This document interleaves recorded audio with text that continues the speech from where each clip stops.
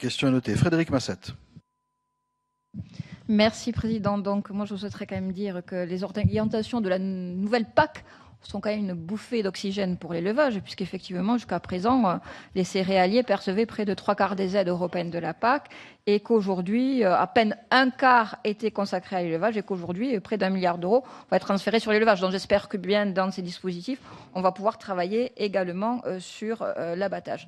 Vous dire que moi, je concentrerai mon propos essentiellement sur les zones de montagne, puisque aujourd'hui, les abattoirs en zone de montagne ne sont pas très nombreux, puisqu'il y en a 125 et cela représente 14% des installations d'abattage.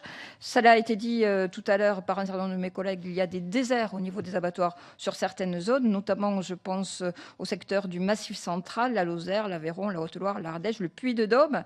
L'Allier ne dispose d'aucun abattoir. Alors j'ai bien compris, bien sûr, il n'y aura pas un abattoir par canton, et ce n'est pas ce que demandent ni les populations, ni les élus. Mais à un moment donné, notamment par rapport aux produits de montagne qui ont été reconnus par des textes et par la loi, et qui demandent par décret d'avoir une transformation dans les zones de montagne, et notamment l'abattage en zone de montagne, donc ce qui pose des difficultés.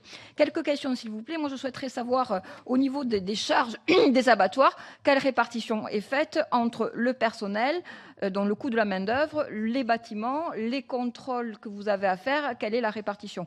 Également, une question concernant la part du prix que peut représenter dans le coût total que paye le consommateur quand il achète son kilo de viande, la part de prix que peut représenter la partie abattage, donc dans ce prix final.